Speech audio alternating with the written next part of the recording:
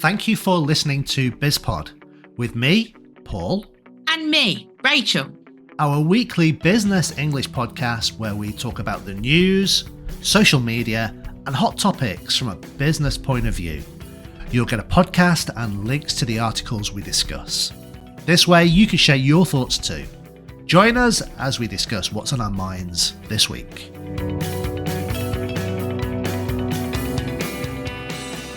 So we've been listening this week to the Infinite Monkey Cage. New series. The new series. And they've been talking about altruism.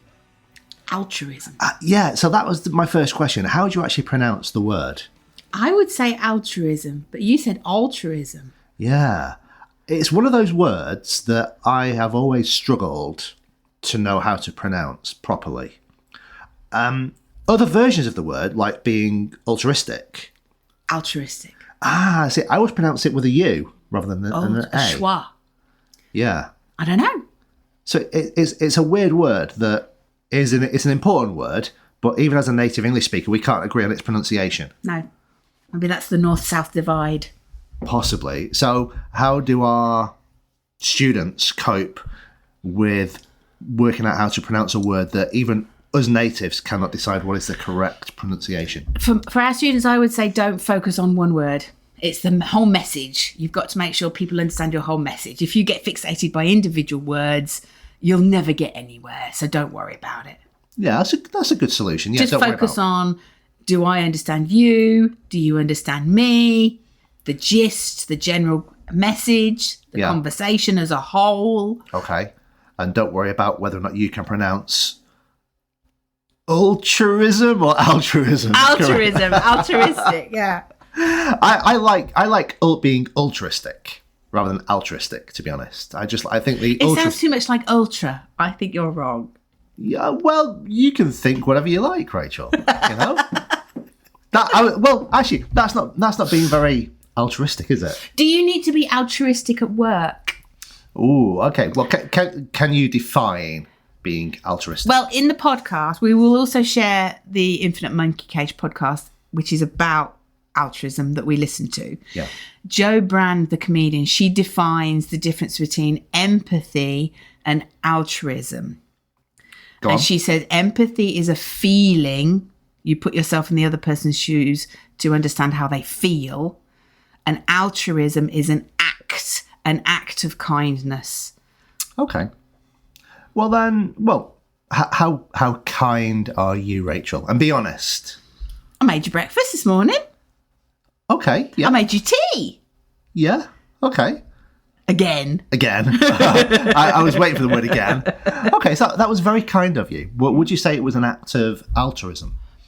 No, because I think altruism, you've got to be kind to somebody else, maybe somebody, especially who you don't know. No, I disagree. I think you can be kind to people you do know, and it can be altruistic kindness. As well. No, I think altruism is being exceptionally kind to somebody you don't know for no reason whatsoever, no personal gain.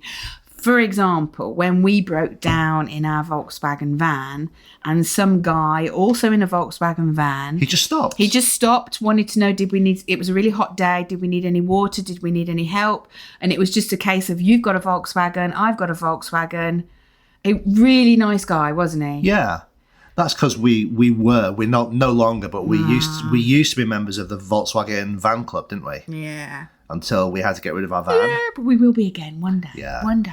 Because we had a Volkswagen camper van, which was, 22, 23 years old? Yeah, bless it. And it was a little bit unreliable after 23 years.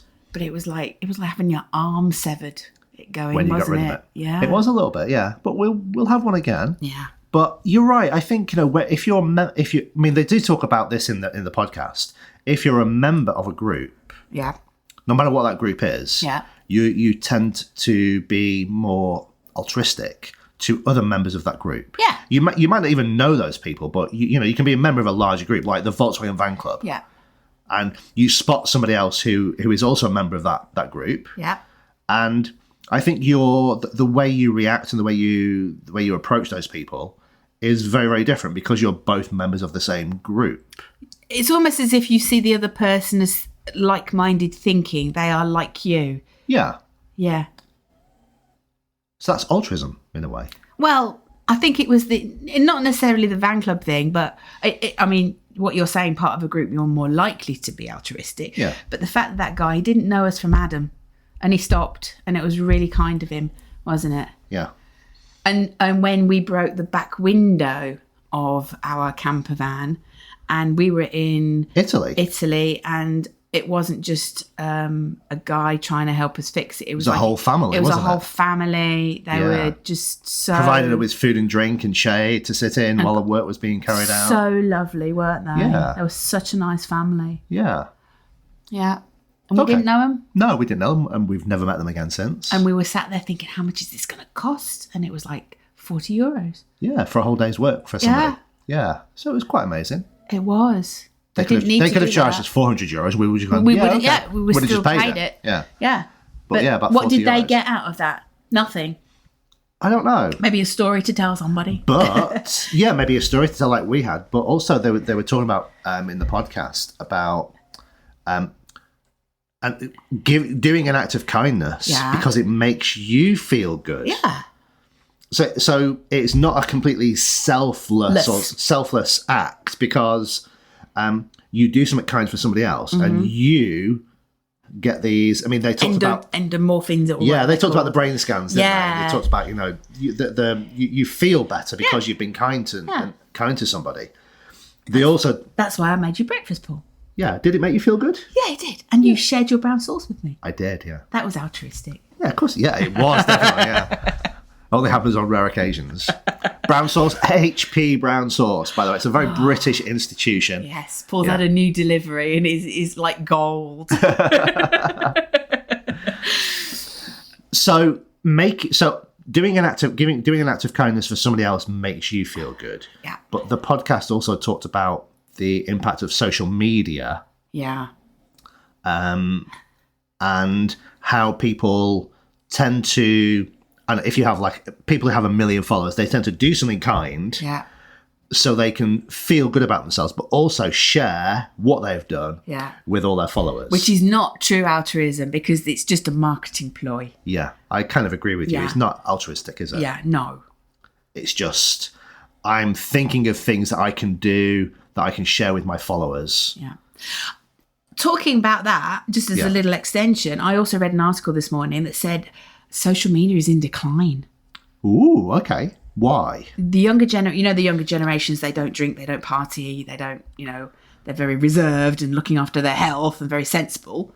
That sounds a bit like us, right? So, are we still part of the younger generation? No, it's because we're old. But I'm just saying they're also very, very concerned with AI. Okay. AI coming on board has made people start to reduce their social media usage because they know that AI will pick up images and use them. Anything they post on social media is open. So actually social media is in decline. Yay!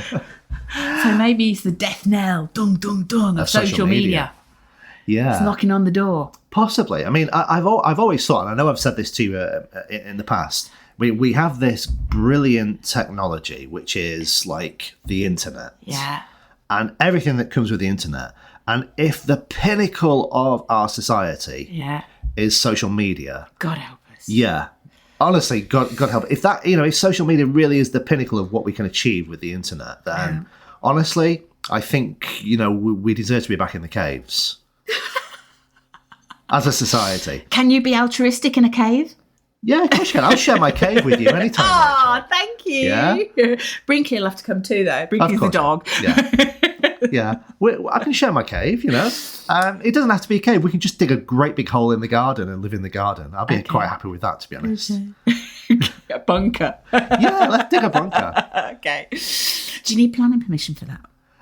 No, if you don't tell anybody. Okay. Shh. Don't tell anybody, then we don't need planning permission. All right, but that's not being altruistic, is it? Because other people might be in danger and want to come in our bunker and we'll be like, we haven't got a bunker. What bunker? No bunker. But what are you talking about? Bunkers? No bunkers here. Yeah.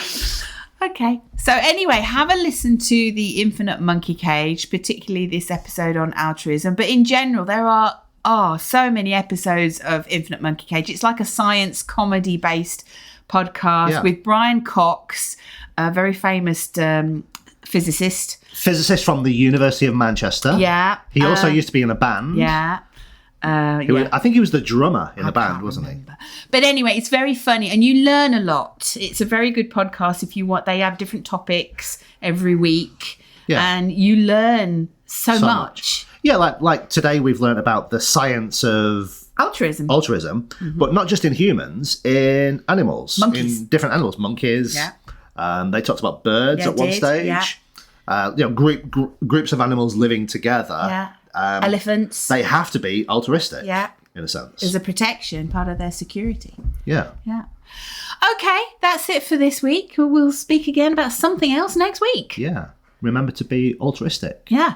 Do something nice for somebody else for no other reason than because it's a nice thing to do. Yeah. Yeah. So, altruistic or altruistic? Let's let them explore. Fair enough. Okay. You decide. Bye. Bye. Thanks for listening. We hope you liked our podcast, and please don't forget to subscribe and stay connected with us. Until next time, goodbye.